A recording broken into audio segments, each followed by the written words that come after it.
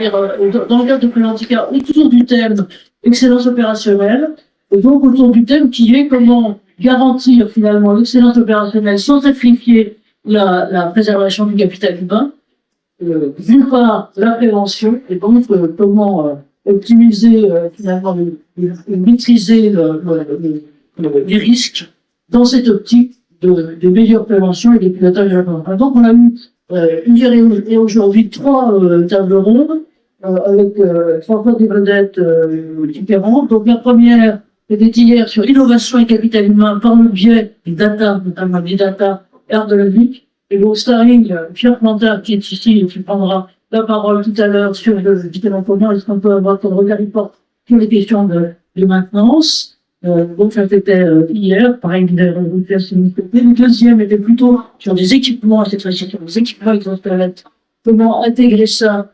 largement, et notamment au niveau PME et de TPE là-dessus. Et puis cette fois-ci, la question qui sont mis encore une fois fondamentale de la maintenance. Et voilà.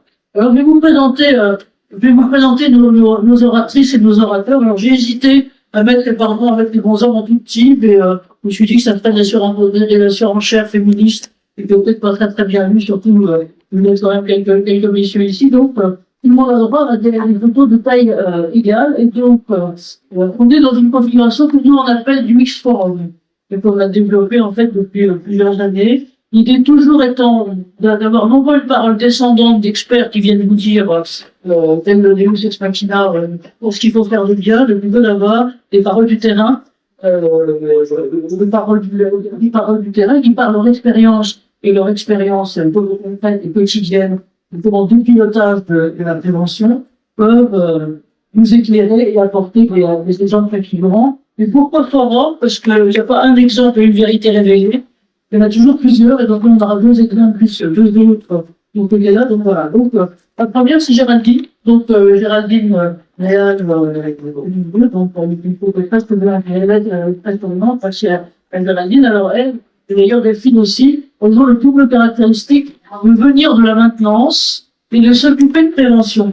Et donc il y avait fait Géraldine un contact de maintenance et sans du RTE, donc on est dans les data structurelles et encore une fois les risques maximaux en matière de risque électrique. Et donc on va voir un peu ta carrière, et je dirais que c'est un peu une passion quasi vivante de la concept que les femmes de la souvent aller se par terre, et quand je les traite très simplement et pas comme du tout sur bravo. Merci à Géraldine d'être là. Delphine, alors Delphine Roy qui est là, et merci, donc qui est non seulement la Bretonne de l'État, mais c'est surtout la présidente de l'AFIP, de l'association des ingénieurs et responsables des maintenances pour la Bretagne, et puis qui est aussi présidente représentante d'une association qui regroupe aussi des mainteneurs très actifs en Bretagne, qui est Ordre 35. Donc, même si les droits voulus au démarrage, on voit bien que la perspective environnementale, et notamment pour ce qui nous occupe, les perspectives climatiques sont en train de changer énormément la donne sur l'environnement. Et puis, ils sont en petit, les modèles, les intermédiaires, dans le là. Vraiment, parce que j'ai déjà tous les deux dans l'automne, même si d'autres sont plus, c'est comme des connus comme ça, ils étaient jeunes doctorants en train de monter et de monter la structure il y a un tempo d'années. Donc, une représentant le fondateur et le président de Nouvelle-Scie. Nouvelle-Scie, c'est en matière des données ergonomiques des produits d'origine, une autre optique qui va apporter, qui est en train d'apporter beaucoup sur ce type de métier. Et puis Kevin, alors je sais pas où Kevin, mais il va être compensé dans le génie scolaire qui va tarder à arriver. Kevin, lui aussi, c'est une autre barboteuse dans les géants, qui a monté c'est une autre monde aux startups, une startup en matière d'exosquelettes. Lui, il vient du sud, c'est Tarbes.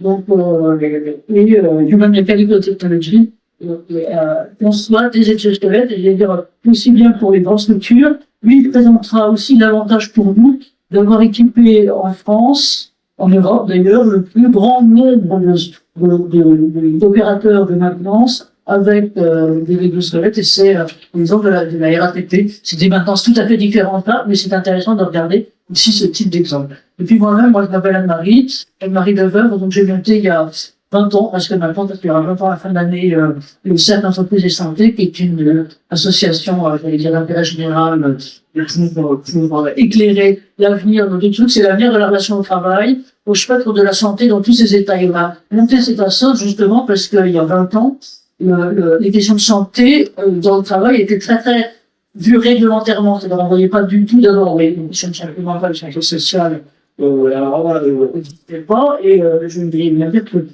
dans ça, dans lequel je bossais avec des à l'époque, quasiment insulté pour dire que quand même, on est de pour santé, donc ça veut dire nous, on s'occupe de sécurité, de choses sérieuses, madame, et pas, et je ne dirais pas même, donc peut-être qu'on montait avant de monter ce truc-là, c'était pas dans vos régions, mais j'espère qu'il y en a. L'un des jeunes venus des grandes écoles, je ne dirais pas auxquelles, c'est comment, voilà, je vous parle de quoi? Vous êtes sérieux? On fait que, ici, vous êtes dans une école de management. Donc, on ne s'occupe pas d'histoire de la chute, texto. Donc, voilà, c'était comme ça, c'est plus comme ça en temps. Et nous, donc, notre métier, nous, c'est ça, l'avenir de la relation au travail, la santé globale au travail. On est très intersecteur parce qu'on pense que, et on est sûr, que c'est bien d'aller emprunter des exemples et des façons de faire à d'autres secteurs. Par exemple, on regarde très précisément ce terme soignant, parce que, j'allais dire, qu'on cumule les difficultés que tous les autres vont avoir, pas très longtemps, avec grosses difficultés, j'allais dire, de la catégorie de charge mentale, de pénibilité, taux d'absentéisme tout à fait fort, énormes difficultés de recrutement, et c'est important de regarder ce qui se passe ailleurs. Et donc, ce slogan que vous voyez là, c'est le dialogue des terrains et des savoirs, et c'est ce qu'on va voir dans la part. Donc, voilà où on en est. Juste 2 mots sur pourquoi l'excellence opérationnelle. Je dirais que c'est, finalement, si on essaie de le définir, c'est l'organisation, c'est la capacité d'une organisation à se projeter sur le long terme pour conforter son activité à la fois économique et d'impact sur le long terme, à la fois pour ses clients et tous ses collaborateurs, et ça mobilise l'ensemble des ressources humaines. Et pour nous, on met 2 trucs au centre de tout ça. Le capital humain, ce qu'on va voir maintenant, et puis pour demain, les data pour permettre de piloter, d'anticiper. On a d'autres sujets, on vous dira lesquels on va vous dévoiler tout à l'heure, on fera avec vous si vous voulez bien. Quelques chiffres sur la maintenance en France, et ce qui est très significatif, c'est que c'est très difficile de les avoir. C'est-à-dire que ce sont des estimations qu'on a à partir notamment de la FIM, mais aussi à partir d'autres. Vous n'avez aucun jugement, aucune appréciation sectorielle, ni par l'INSEE, ni par l'autre chose. Et la profession en tant que telle, elle est éparpillée globalement partout. Avec une proportion qui est aussi difficile à connaître entre la maintenance qui est internalisée, donc à la main propre, si on peut dire, des entreprises qui les pilotent, ou externalisées, et sur lequel on voit d'ailleurs qu'il y a de plus en plus de structures. Je crois qu'il y a 7000 structures en France qui sont des offreurs de services de maintenance. Donc, des gros et des petits, les gros, tout le monde pense à Eiffage, par exemple, Eiffage System, Energy System, je pense qu'il devait en avoir quelques-uns, de temps en temps, on rallonge le bras. Et il y en a de très gros, il y en a de Kevin, on s'y parle mal de fois tout à l'heure. Et il y en a aussi beaucoup de petits, donc on sait que c'est un métier sur lequel il y a vraie tension.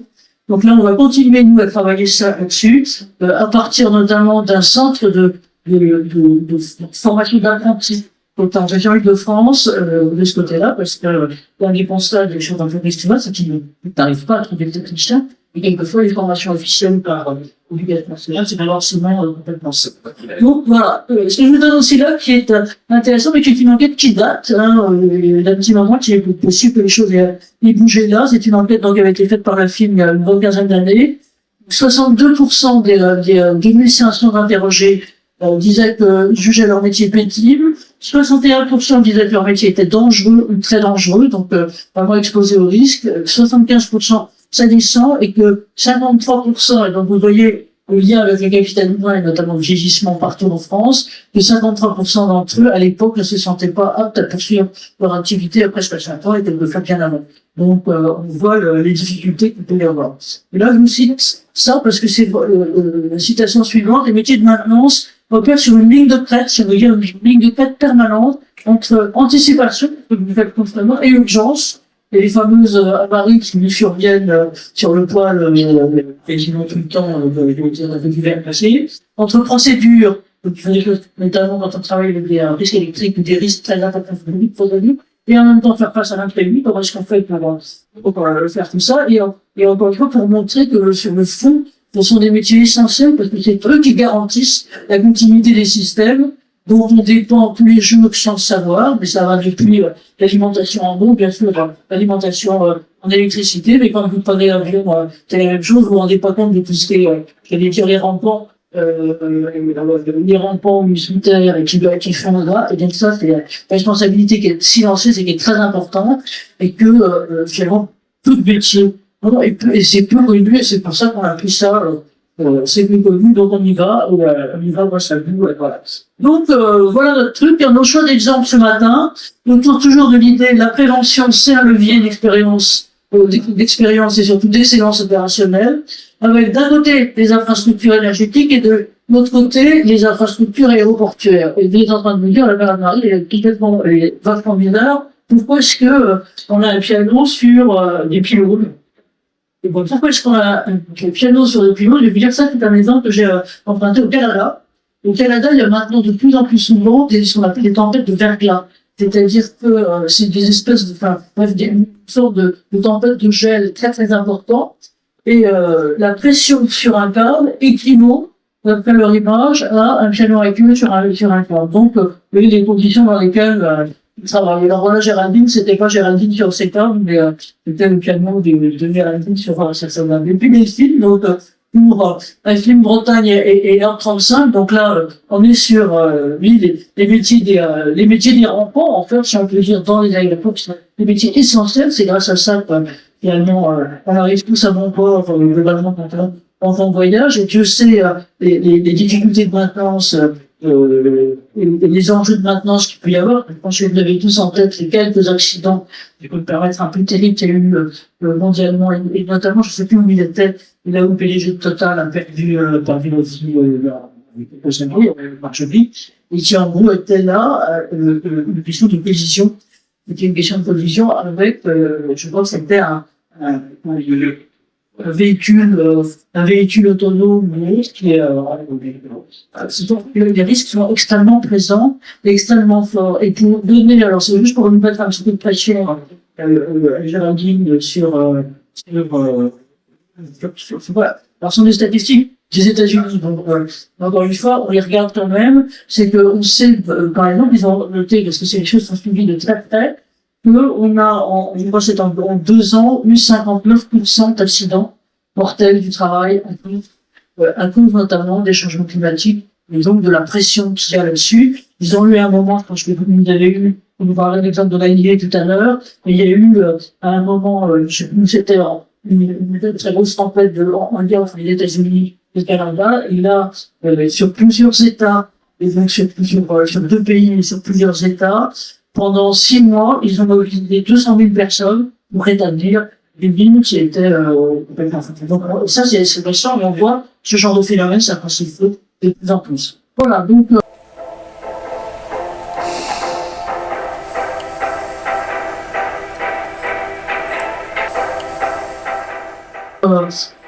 c'est à vous, voilà l'interprète, et donc la vision, donc Géraldine, c'est à vous, prenez le bébé comme vous voulez, et ne vous en faites pas parce que je risque de vous interrompre un peu fréquemment. Alors, est-ce que vert, est-ce qu'il est vert? Et là, c'est mieux. Est-ce que c'est mieux? Ouais. Alors, bonjour à tous. Donc, Géraldine Réal. Moi, depuis 2019, en fait, je suis à la direction santé au travail de RTE, donc RTE Réseau de Transport et Électricité. Et auparavant, j'étais manager dans les équipes de la maintenance de RTE. Alors, RTE, ce qui est particulier, c'est que donc on a 100 000 kilomètres de lignes à travers toute la France et environ 2700 postes électriques. Et pour s'occuper de tout ça, donc on a 10 000 salariés dans l'entreprise et la maintenance dans l'entreprise, c'est 4 000 personnes qui au quotidien vont s'occuper donc de ce que vous voyez là sur les photos, donc de pylônes, de postes électriques, de liaisons souterraines. On a aussi maintenant des postes offshore et bien sûr du contrôle commande pour piloter tout ça. Et ce qui est vraiment très particulier, c'est que je dirais U égale RI, c'est quelque chose qui existe depuis, enfin, qui est là depuis un certain temps, qui n'a pas bougé. Et ce U égale RI fait que, en fait, tous nos équipements, là, ce que vous voyez en photo, et puis ça ne bouge pas. C'est-à-dire que un transformateur, un pylône, ça fait 70 ans que ça a la même tête. Et par rapport à ça, ce qui nous va bouger beaucoup, c'est, vous voyez la diversité des environnements, c'est qu'en fait, les équipes, ok, l'équipement sur lequel elles doivent intervenir, il est assez standard, même s'il y a des générations qui bougent, mais c'est l'environnement dans lequel ils interviennent qui est jamais standardisé. Un pylône, on est en montagne, on est dans la cour de quelqu'un, on est au bord d'un mer, et à chaque fois, quand on veut faire l'intervention, ce qui est très particulier, c'est qu'il faut gérer le risque lié à l'équipement. Donc pour nous, ça va être le risque électrique, principalement, et le risque de travailler en hauteur. Et il va falloir gérer tout ce qui se passe autour. Le fait qu'il y a des accès à faire, il y a des tiers à aller voir. Et ça fait que qu'on a du coup une manière d'intervenir qui est gérée. On a un certain nombre de prescriptions vis-à-vis du risque électrique, de comment intervenir sur l'équipement, mais après, ce qu'on demande du coup à nos salariés qui interviennent, c'est une grande autonomie et un certain nombre de compétences pour être capable de préparer le travail, de surveiller le travail, mais aussi d'être celui qui va tenir la clé à molette sur le chantier. Et donc ça, je vais interrompre 30 secondes, c'est un truc qui est tout à fait important, c'est que à la fois sont des opérateurs, et donc on voit tout de suite un canadien à molette et tout, mais ça demande un gingembre tout à fait important, parce que ce que vous dites là, c'est qu'il faut pouvoir anticiper, diagnostiquer, et c'est beaucoup d'opérations, encore une fois, qui sont à la fois collectives et en même temps très personnelles, c'est-à-dire qui demandent un engagement personnel tout à fait fort. Complètement. Donc nous, nos équipes, suivant les endroits où elles vont intervenir, vont varier entre un chargé de travaux va devoir piloter soit une dizaine de personnes, soit être juste en binôme. Et par rapport à ça, pour justement le fait que ils aient toutes ces interventions à faire et que c'est dans des endroits complètement différents, nous, par rapport à la montée en compétence de ces personnes, lorsqu'elles arrivent dans l'entreprise, pendant un an et demi, il faut savoir qu'on a un centre de formation qui est à Lyon. Pendant un an et demi, la personne ne va pas être dans son équipe, elle va être détachée et va suivre un certain nombre de chantiers et de formations à Lyon, et aussi des chantiers sur toute la France pour lui faire découvrir donc soit un équipement particulier, soit une manière d'intervention particulière. Et après, il va aussi revenir dans son équipe. Donc pendant un an, vraiment, il y a cette montée en compétences qui a été décidée comme ça depuis une dizaine d'années.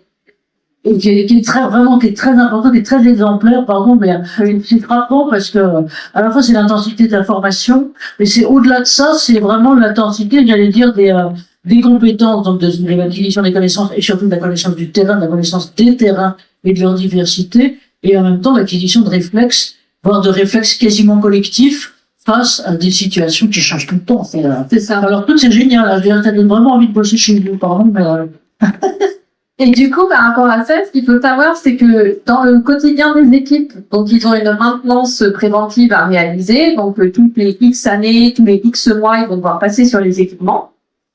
Mais en parallèle, on va aussi leur réserver des chantiers apprenants, donc sur des maintenances beaucoup plus lourdes, qui vont se rapprocher des situations qu'ils vont trouver en avarie. Et donc par rapport à ça, les moments où c'est le plus, je dirais, représentatif, c'est par rapport aux chantiers sur les liaisons aériennes sur les pylônes. Parce que en termes d'avarie, je dirais que quand on a une tempête, c'est là où on va devoir mettre le maximum de monde sur le terrain. Donc là, ce qu'on fait, c'est qu'à peu près une fois dans l'année, il y a différentes équipes qui se retrouvent sur un chantier pour apprendre à travailler ensemble. Parce qu'il faut savoir qu'ils sont répartis sur tout le territoire et qu'ils sont à peu près des équipes de 15 personnes et que chacun a ses petites pratiques, ses petites manières de faire. Et que quand on est en avarie type 99, ben, il faut quand même que tout le monde sache interagir les uns avec les autres par rapport à un vocabulaire. C'est très bête, mais sur des signaux d'alerte, on se rend compte qu'à l'est de la France, il y a des mots qui ne sont pas utilisés côté Marseille, et il faut de temps en temps qu'ils se voient pour te comprendre. C'est tout à fait important. De ce côté-là, j'aurais tendance à dire, quand est-ce que vous les lâchez? C'est-à-dire, je sais pas si vous l'avez déjà piloté, mais en gros, quand on apprend le pilotage, il y a un moment où le moniteur se dit, bah ça y est, t'es mûr, tu peux y aller. Moi, je me souviens, ça a été une trou d'horreur. Je me suis retrouvé avec j'avais tellement les mains cramponnées sur le volant, c'était un truc, que j'avais des ampoules que j'ai gardées pendant 3 mois de terreur. Mais je pense qu'il y a un moment où on décide, comment est-ce qu'on décide qu'on les lâche? Alors, on les lâche progressivement. Donc, c'est-à-dire qu'il y a différents niveaux. Donc, on va commencer exécutant, puis après technicien de maîtrise, et puis après chargé de travaux, et enfin ce qu'on appelle coordonnateur, donc un super chargé de travaux. Et donc ça va, alors là pour le coup, c'est un cursus qui va durer plusieurs années. Parce que suivant la complexité des chantiers que les gens vont devoir mener, la complexité technique aussi, le lâchage ne va pas être direct, même si parfois, malheureusement, il y a une réalité à laquelle nous sommes confrontés comme toutes les entreprises, c'est le renouvellement de la population et le fait que, il y a un moment, dans l'équipe, il y a 10 personnes, il faut que les 10 personnes travaillent.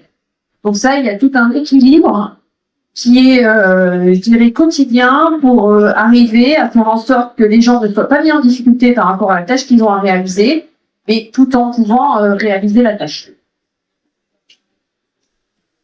Je ne sais pas si vous voulez que je vous pose globalement la question maintenant, mais ça veut dire que ça, le siège de la Défense, pardon, de vous traiter de siège de la Défense, mais il ne peut pas être partout. Donc ça veut dire que les managers opérationnels directs, c'est eux qui prennent ces décisions-là.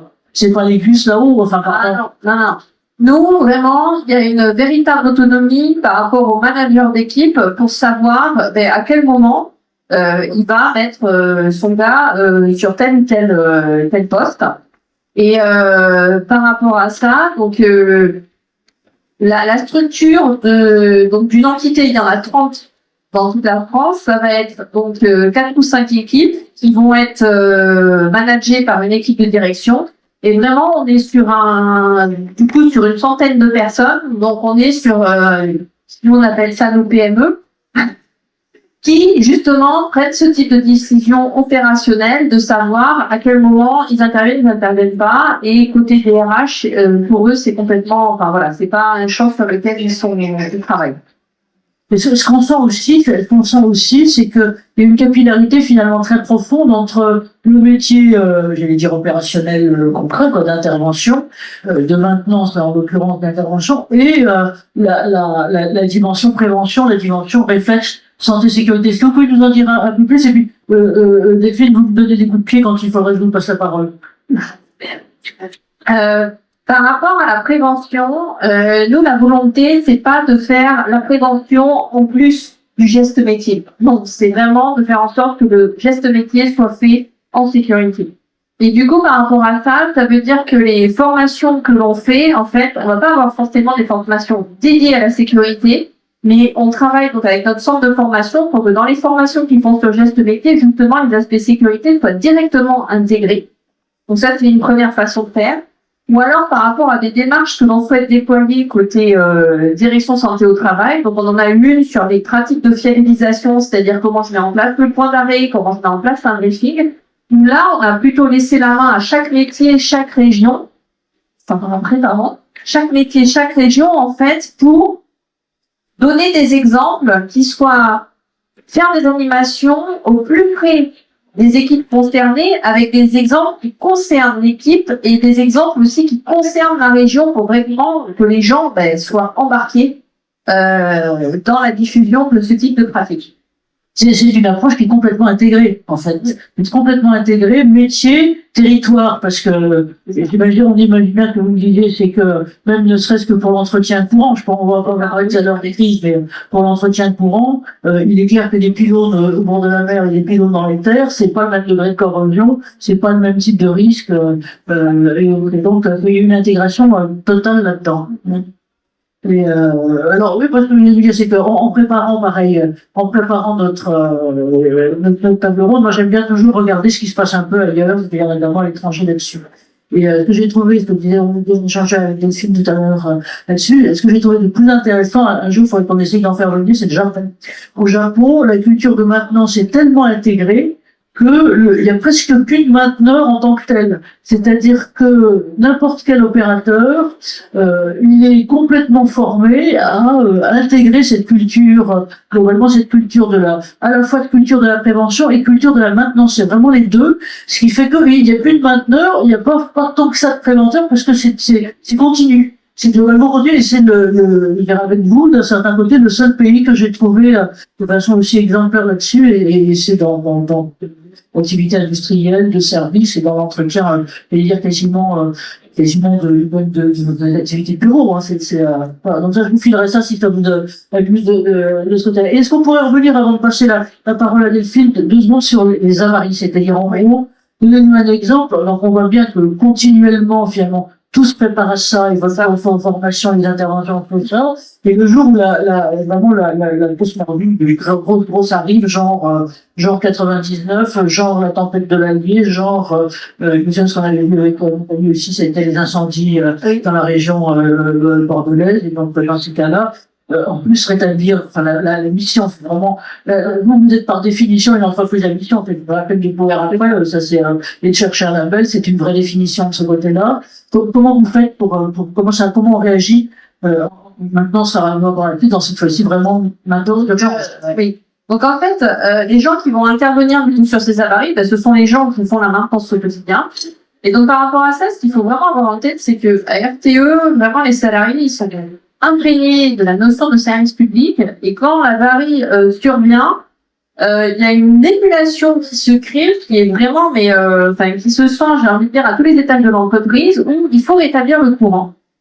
Et une émulation et une hyper vigilance qui se met aussi en place et qui fait que lorsqu'on a des avaries, c'est pas là où on va avoir des accidents.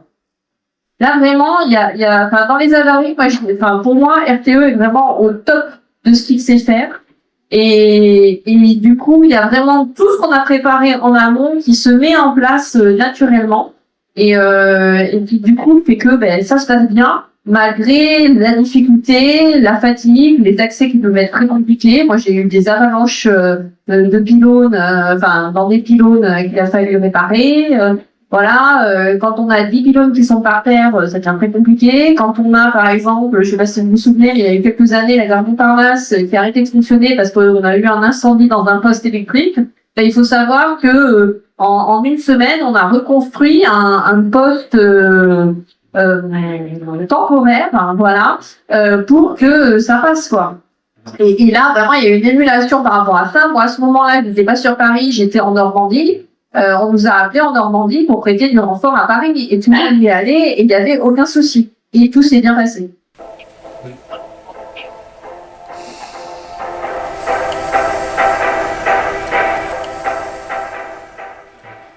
Bravo pour ça, on va revenir à d'autres questions après. Maintenant, vous avez la date Delphine Roy, donc la première fois, si vous pouvez nous expliquer d'où vous venez, hier encore une fois avec cette espèce de pied, vous dites chez nous, on est des pipettes, hein. Un pied maintenant, c'est un pied un pied prévention qui est tout à fait fort, et les 2 organismes que vous représentez avec ce que vous allez surtout nous présenter, qui est l'expérience sur l'aéroportuaire que vous avez.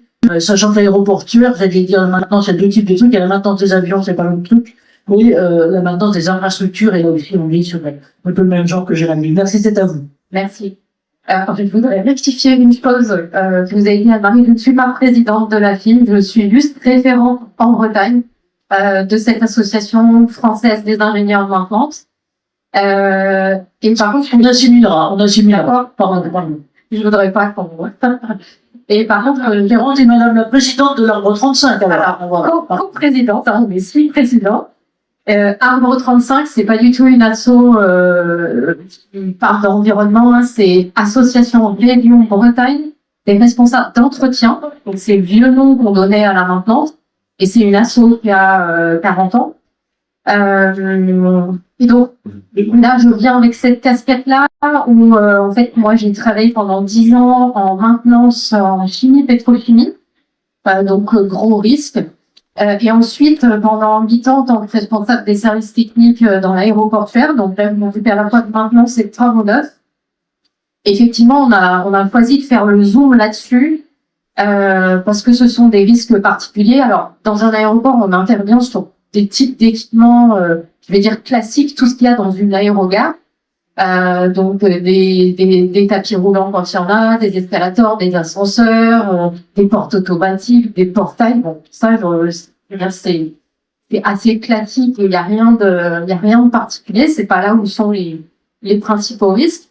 Et puis ensuite, il y a tous les équipements qui vont accoster sur les avions. Donc, là, c'est des exemples. Mais si vous avez pris l'avion à Rennes, c'est pas des équipements comme ça, c'est des beaucoup plus simples. Hein. Donc, c'est des équipements mobiles qu'on accoste. Donc là, tous ces équipements-là, il faut les entretenir aussi. Mais on va faire le zoom plutôt sur les interventions sur le balisage lumineux, parce que c'est là où il y a les risques les plus spécifiques et les plus importants. Donc, juste pour, je vais me lever parce que ce sera plus pratique pour moi de vous expliquer. En fait, quand on a une piste d'aéroport comme ça, il y a plein de fonctions de balisage lumineux différentes. Il y a ce qu'on appelle la rampe d'approche, donc c'est comme un cône qui indique à l'avion que la piste se trouve juste derrière. Il y a des barres de seuil au début, à la fin. Donc là, vous êtes bien du côté où vous allez atterrir. De l'autre côté, vous voyez les feux rouges à la fin. Il est temps de s'arrêter. Ça va, c'est pas tomber. Et puis vous avez les bords de piste. Donc ça, c'est vraiment le balisage le plus simple. Là, je vous ai pas montré, mais vous avez peut-être remarqué quand vous prenez l'avion, vous avez aussi les petits balisages bleus qui sont sur les taxiways. Et en fait, tout est en général alimenté par une seule centrale énergie. Donc, par exemple, elle pourrait être ici. Donc, vous imaginez que tous les câbles qui vont passer pour toutes ces fonctions de balisage, et il y a un câble par fonction de balisage, ça fait une tripaille de câbles dans des réseaux, dans des regards de balisage qui est assez important. Ce que je voulais vous dire aussi, c'est que quand on est dans l'aéroportuaire, un peu comme RTE, la mission, c'est avant tout la sécurité de l'avion et ses passagers. Donc finalement, la sécurité des techniciens, elle passe après. Donc il y a des tas de protections qu'on a dans toutes les entreprises en tertiaire. On a les disjoncteurs différentiels. Ça n'existe pas. Ça ne doit pas s'arrêter. Si on a un avion qui est en cours d'atterrissage, même si on a un gars qui est au bout d'un câble et qui est en train de se faire électrocuter, l'avion doit pouvoir se poser. Sans continuité de mission prime sur tout. Tout à fait. Pas la sécurité, pas la continuité de mission. C'est-à-dire que si à un moment il y a un souci sur du balisage, on est capable de fermer la piste, bien sûr, et de les faire travailler en sécurité. Mais s'il y a un avion en cours d'atterrissage, c'est lui qui va être la priorité, et donc c'est pour ça qu'il n'y a pas de protection pour les personnes. En plus, c'est donc en fait l'objectif dans un aéroport, sur un balisage lumineux, c'est on alimente en courant continu, donc en intensité constante. Pourquoi? Parce que l'intensité électrique, elle va être directement proportionnelle donc à l'intensité lumineuse. Et donc, on a besoin d'assurer une intensité lumineuse et donc on alimente en courant constant. Pour vous donner un ordre de grandeur, donc quand on veut protéger les personnes, on met des disjoncteurs de 30 milliampères. Là, on envoie du courant entre 3 ampères et 6 ampères. Donc, on est très loin du 30 milliampères. Donc, non seulement il n'y a pas de protection, mais en plus, on envoie des intensités énormes. Alors vous allez me dire si la tension est très faible, bon, les risques sont là, mais peut-être moins importants, mais la tension est aussi élevée. On est entre 1000 kilovolts et 6000. Donc c'est vraiment des risques très importants. Et alors qu'est-ce qui se passe quand on doit intervenir sur un regard de balisage? Alors, j'ai pas trouvé de photo d'un regard balisage qui a déjà vécu et donc qui est pas aussi propre que ça. Parce que là, ça sent le regard de balisage, ça sent les photos prises juste après une réflexion de piste et une réflexion de balisage. C'est le tout frais, bien coiffé, bien rangé. Voilà, vous voyez. Si vous voulez imaginer à quoi ça ressemble, vous devez avoir ça de temps en temps et vous arrachez un peu les cheveux. Si vous avez eu des coupures de fibres, par exemple. Vous avez régulièrement des merdes absolument indescriptibles dans les armoires. J'espère qu'il n'y a pas d'orange qui sont là, mais enfin, bref, les luttes, c'est pareil. Quand vous avez des armoires de rattachement et vous, les pauvres mecs qui interviennent là-dedans, d'abord, ils passent leur temps à piquer un câble pour en tirer un autre, et sur lequel c'est incompréhensible. Et donc, on imagine, ça n'est pas à ce point-là, on espère, mais que c'est un peu comme ça mélangé. Voilà, donc là, on voit que tous les câbles sont repérés, hein, vous voyez les petites étiquettes jaunes, ça veut dire qu'on sait exactement sur quelle boucle, en fait, ce câble se trouve. Sauf que quand vous avez une piste qui a déjà 20 ans, que vous avez fait plein de réparations, parfois des interventions urgentes, vous n'avez pas remis des piquettes, hein, et vous n'avez pas vérifié que vos plans avaient été remis à jour. Donc, ça devient un peu un plat de spaghettis. Et quand les techniciens interviennent, donc ils vont faire une consignation électrique au niveau du poste énergie, mais une fois qu'ils arrivent sur place, ils vont tester la tension pour voir si le câble sur lequel ils vont intervenir est vraiment coupé. Et donc si on a du mal à identifier, en fait, et c'est arrivé il y a une quinzaine d'années à l'aéroport de Toulouse, où en fait le technicien avait consigné une boucle, et quand il a ouvert la mauvaise. Ça s'est pas très bien passé. Alors, il n'est pas mort, ce qui est assez incroyable, hein, mais il a été gravement blessé et très très longtemps arrêté. Donc, c'est vraiment pas du tout impossible d'ouvrir une boucle qui est encore alimentée. Alors, sur un aéroport où il n'y a qu'une piste, c'est assez facile de consigner. On peut consigner toute la piste et bon, de toute façon, quand on intervient en bord de piste, il ne peut pas y avoir d'atterrissage ni de décollage. Par contre, un aéroport où il y a plusieurs pistes, il n'y a rien à faire, il y en a toujours une qui sera en fonctionnement. Donc, vous imaginez à Roissy, si dès qu'on intervient sur une piste, on la ferme, mais on devait tout consigner, donc tout s'arrête, c'est impossible. Donc, vous continuez, vous intervenez dans un regard comme ça, et vous savez qu'il y a certains câbles qui sont sous intensité, sous tension, donc qui continuent à fonctionner. Alors, ce que je voulais vous dire, du coup, en termes de sécurité, moi, ce que je retire comme expérience de ce milieu-là, c'est à la fois en termes de management, il faut parler de sécurité tous les jours. Alors, on parlait d'efficacité opérationnelle ou d'amélioration continue. Quand on a des rituels, on parle de sécurité tous les jours, mais pas de sécurité descendante. C'est qu'est-ce qu'on va faire aujourd'hui, quels sont les risques. Ah oui, on se rappelle quelle checklist. Et puis s'il y a vraiment une intervention où on sait, donc là ça se rejoint avec ce que disait Géraldine, c'est-à-dire on sait que ça va être particulièrement critique. Là surtout, on s'arrête, on prend le temps. Et donc en tant que manager, c'est faire le tampon entre la pression qu'on a au-dessus, qui nous dit quand est-ce qu'on démarre, et les gars, parce que c'est le moment des hommes, hein. Avec qui, vous inquiétez pas, prenez le temps, on réfléchit, on fait notre checklist. Parce que vraiment pour des interventions ultra critiques, moi j'ai pas trouvé d'autres moyens que les checklists, comme les pilotes et les copilotes. Hein. On vérifie tous nos points de sécurité à deux, idéalement, sur les moments les plus critiques.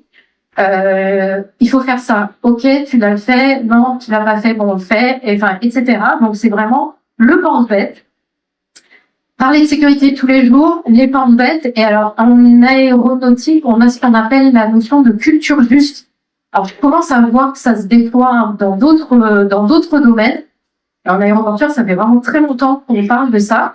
Culture juste, ça veut dire quoi? Ça veut dire que on ne va jamais sanctionner quelqu'un qui dit j'ai fait une bêtise ou j'ai fait une erreur, j'ai mal apprécié telle chose. Ça, on sanctionnera jamais. Donc, Ça, c'est très, très important ce que dit Géraldine, parce que sinon, on a, je vais dire systématiquement, le syndrome du suraccident qui arrive, parce que quand quelqu'un a tué quelque chose, et que ça ne c'est pas sûr, on a ce risque. C'est très, très important, oui. En gros, par contre, ce qu'on va sanctionner, c'est la personne qui met la poussière sous le tapis, qui dit pas, on va s'en rendre compte plus tard.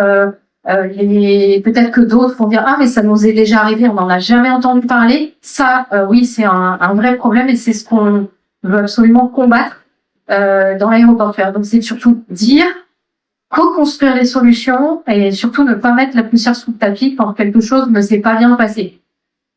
Si on a une procédure habituelle et on a loupé un truc, c'est pourquoi on l'a loupé, pourquoi ou bien la procédure elle n'était pas adaptée. Je l'ai suivi, mais là ça n'a pas marché. Il faut qu'on comprenne pourquoi. Voilà ce que je voulais surtout partager avec vous.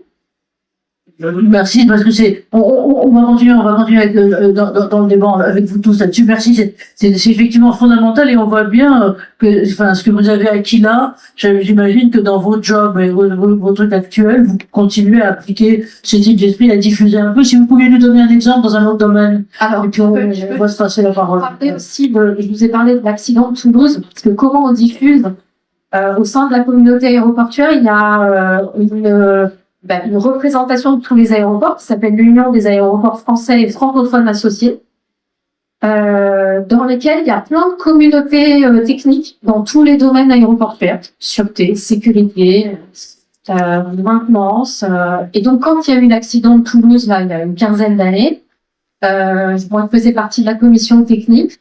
Donc, on a vraiment eu beaucoup de temps de travail tous ensemble sur comment on fait pour que ce qui est arrivé à Toulouse n'arrive pas sur un autre aéroport. Donc, mise en commun, travail sur... là, on a relancé tous des campagnes d'étiquetage, je ne vous dis pas, des campagnes de mise à jour de nos plans, parce que c'était catastrophique. Et en plus, là, je vous disais, la réglementation classique du travail ne s'applique pas, parce que la réglementation aéroportuaire, protection de l'avion et des passagers, passe devant.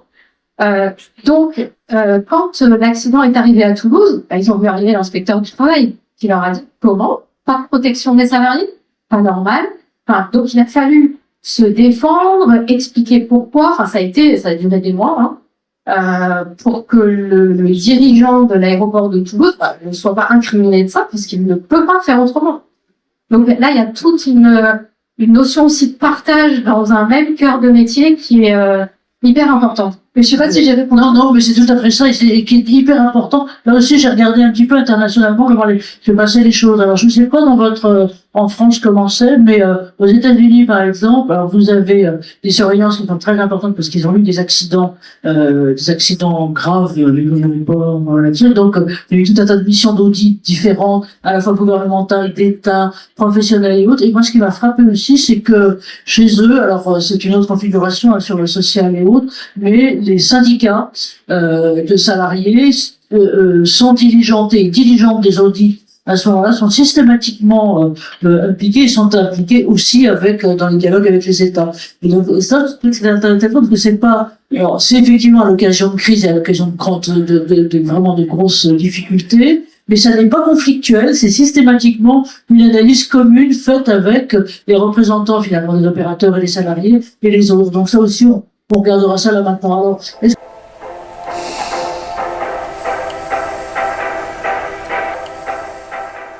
je peux vous piquer la zapette et vous remercier, mais non, la zapette c'est tout. Juste pour que on arrive au débat, au débat entre nous. On a un bon quart d'heure globalement là-dessus sur voilà, et éventuellement ce que peut être l'avenir. Et là, allez-y, vous manquez, mais vous aurez le replay. J'aimerais bien qu'on pose la question à nous deux. Alors, je l'ai dit, mais les aides barboteuses sur la question de l'intégration des innovations, et notamment des data. Alors peut-être on peut commencer aussi par Kevin, si tu peux venir probablement par là, parce que je t'ai mis une casquette que t'as pas, qui est la casquette semi RATP, puisque là sera vraiment un autre système de maintenance qui est celui de la RATP, donc de façon structurée. Tu as, et donc avec à l'intérieur de la RATP, je pense que c'est Johanna Dian qui a fait ça, vous avez équipé en exosquelette. Si tu reviens je vais dire à la fois sur ce qu'était le besoin, pourquoi, et en quoi ça peut aider ou pas, d'ailleurs, sur certaines opérations. Après, je te demanderai peut-être de réagir sur ce que sont les métiers que tu as vus, si tu ce que t'en penses, toi. Oui, Voilà. complètement, merci. Bonjour à tous. Du coup, Kevin Révy, de la société HMT, nous, on est fabricants et concepteurs d'exosquelettes français. On est intervenu, oui, dans le cadre de l'intégration d'exosquelettes dans les métiers de maintenance. Ce qui est hyper frappant par rapport à ce que vous nous dites, c'est que votre métier, c'est gestion de l'aléa, gestion de l'urgence, beaucoup de variabilité dans les métiers, dans soit dans l'environnement, dans le travail. C'est ce que nous, on va retrouver aussi plus complexe dans le sujet d'intégration d'exosquelettes, parce que l'exosquelette, il va falloir qu'il s'adapte comme l'humain. Et vu que l'humain est bien fait, il arrive à s'adapter. C'est aussi la force de l'humain. Et le but, c'est aussi de pouvoir accompagner ces humains dans leur travail, dans la prévention, donc plus sur le côté biomécanique avec l'exosquelette, dans ces interventions-là, avec le projet de ton exosquelette, par rapport aux activités. Et c'est des fois pas si facile que ça dans certains métiers. Donc on travaille avec vous sur des postes de surveillance avec le Moon, par exemple, pour les cervicales. Il y a des sujets aussi, j'ai eu la chance d'intervenir sur des montages de pylônes alors c'est grandiose, on a l'impression que c'est pas grand chose, mais quand on est en bas des pylônes et qu'on les voit à terre et qu'on voit ceux qui sont en train d'être montés sur plusieurs étages, avec pas mal de coactivité aussi, des personnes en appel, des personnes au sol en train de monter, c'est assez impressionnant. Et pour réagir par rapport à ce que j'ai vu, c'est que c'est très ancré de la prévention. Alors vous l'avez dit, mais pour l'avoir vécu, c'est vrai qu'en fait, il y a des briefs à chaque début. C'est aussi dans le cas de vos cousins Métis, par exemple, aussi. En fait, c'est ancré dans l'activité.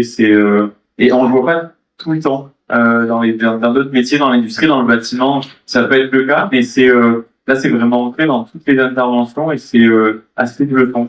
Ça se voit pas partout.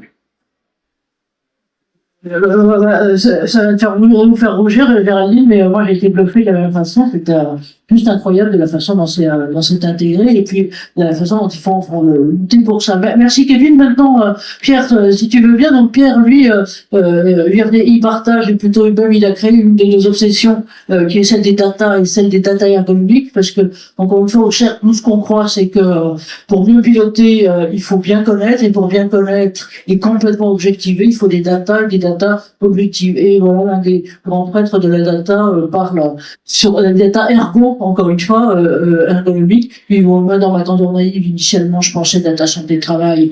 Et pardon, ben alors mon œil, on pourra toujours attendre un certain temps parce qu'ils sont tous assis dessus, voilà.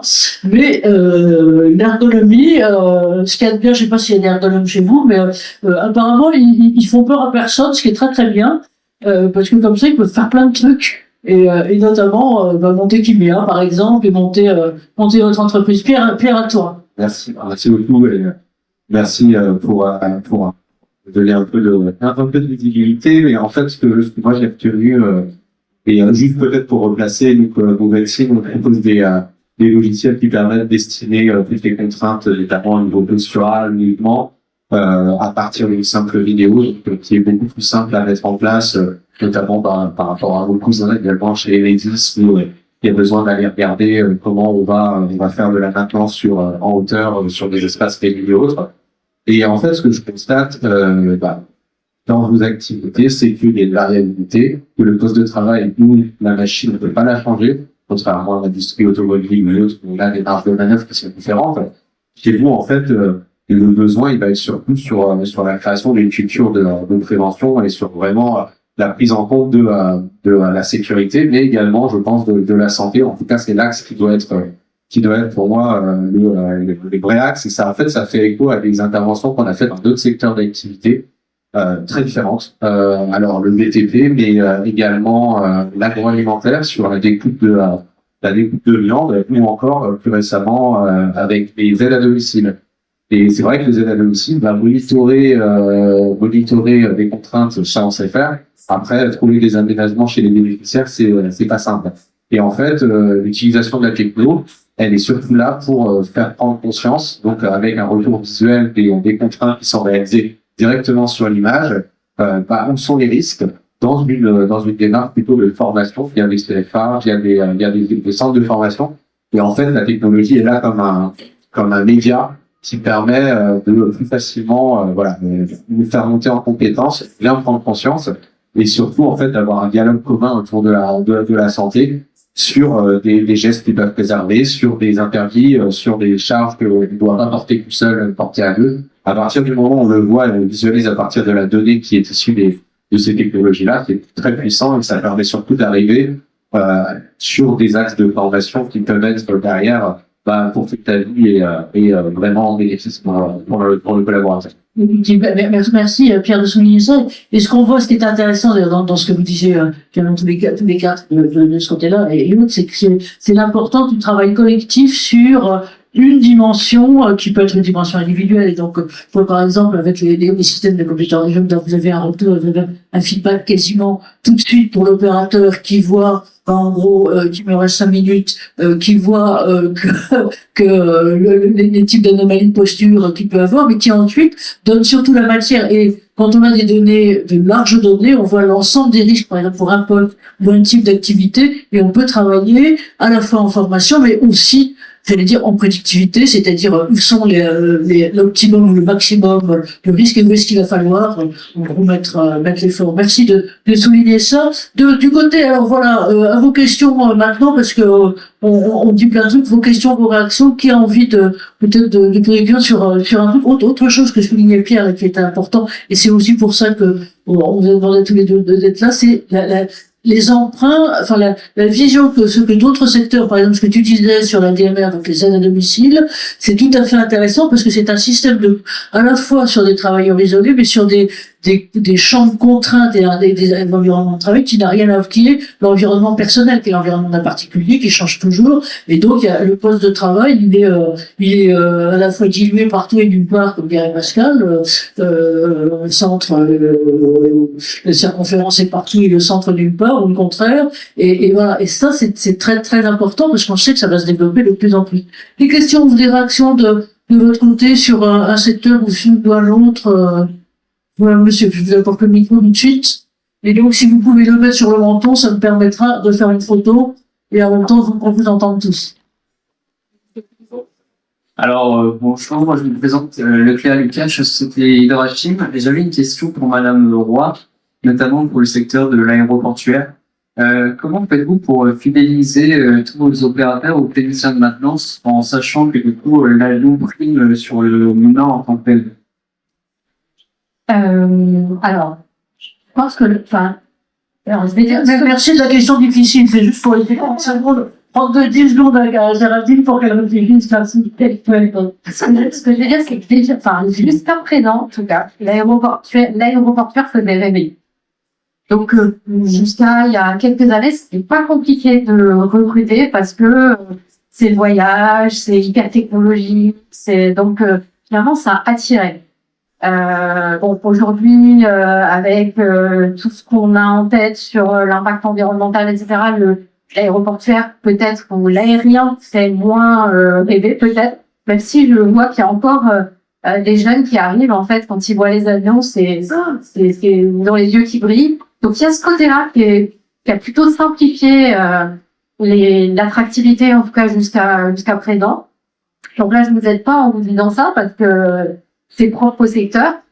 Après, je pense que c'est quand il y a un risque, mais qu'on a le sentiment que dans l'entreprise, on nous permet de le maîtriser, qu'on nous forme à le maîtriser, et que du coup, on intervient dans des conditions un peu exceptionnelles.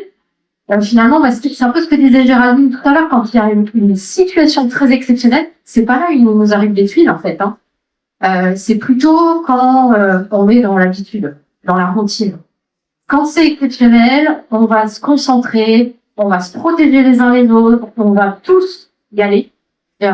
moi, manager, s'il y a un moment, une situation hyper exceptionnelle, même de nuit, etc., j'y vais. Je suis avec eux. Je ne sers peut-être à rien.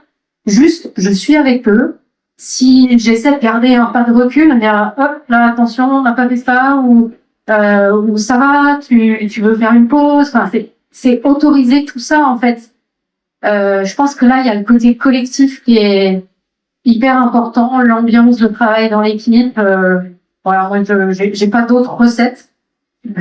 Elle est essentielle, la recette que donne Delphine, parce que, et merci à vous d'avoir posé la question, parce que c'est la vraie question. Et en fait, on voit bien, votre attitude même, c'est la reconnaissance. Et en fait, à partir du moment où, dans un job, enfin, j'allais dire n'importe quel, mais encore plus ceux-là qui sont des jobs à risque, vous êtes reconnus et on voit votre importance. C'est pour ça aussi qu'on fait, nous, ce type de truc-là sur des métiers qui ne le sont jamais. C'est qu'ils ont, on a parlé après Covid et puis on les a oubliés, les pauvres, assez longtemps de métiers essentiels. Celui-là, il est tout autant essentiel.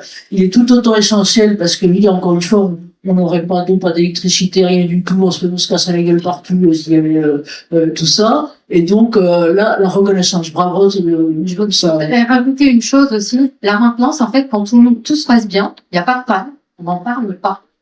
À la limite, on oublie qu'elle existe. Donc c'est comment, et c'est normal, je veux dire, avoir des pannes, c'est pas normal.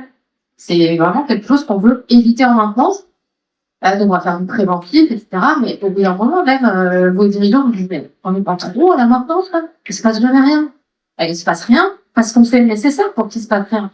Et du coup, ça, c'est à valoriser. Pour moi, ça fait aussi partie de ce qu'on valorise dans les rituels, dans les notions d'efficacité opérationnelle. C'est pas que dans le rituel d'enfance, c'est on monte le rituel au-dessus, puis jusqu'au quotidien. Voilà, en maintenance, cette semaine, on va faire ça pour comme ça n'arrive jamais. Donc c'est vraiment valoriser ce qui se fait dans l'ombre. C'est très très important. C'est très très important. On va nous continuer avec nos petits bras et notre petit niveau là-dessus, avec notamment avec des écoles. C'est tout à fait important. Et moi, je voudrais poser à chacun, parce que on va se faire sortir là, sinon si on reste un peu trop longtemps. À chacun une question sur l'avenir, c'est-à-dire qu'en gros, que ce soit l'innovation, que ce soit l'objectif de gestion des compétences, de ressources humaines ou autres, si vous aviez un message à donner sur maintenance, deviez l'excellence opérationnelle, vous mettriez l'accent sur quoi? Géraldine, à vous, le micro. Sur le fait qu'il faut persévérer tout ce qui a été commencé. Et on parlait de la dimension santé. Nous, dans l'entreprise, on y croit beaucoup. On ne veut plus être que sur la sécurité, mais aussi vraiment être sur tous les aspects de la personne, que ce soit les risques psychosociaux, que ce soit la santé en termes de médecine de travail, la sécurité. Ouais, merci de vous conforter. Aussi, merci pour nous de conforter notre choix de santé globale. On était un peu tout seul il y a 20 ans, et là maintenant, on a senti vous. Kevin, à toi. Bon, message viatique. Sur, je pense que tout a été, beaucoup de choses ont été dites aujourd'hui. Ce que je noterai de mon côté, c'est vraiment ce que je trouve formidable, c'est en fait la gestion de l'urgence. Et comme vous l'avez dit, il n'y a jamais de problème en gestion d'urgence. Alors qu'au final, on pourrait se rendre compte que c'est tout ça. Donc l'avenir, je pense, c'est d'aller chercher cette pérennité de sécurité, de santé, mais jamais dans l'urgence, même dans les rituels du quotidien, pour que l'absence en fait de risque ne soit plus un risque. Et que l'avarie soit votre cœur de métier, comme disait Géraldine.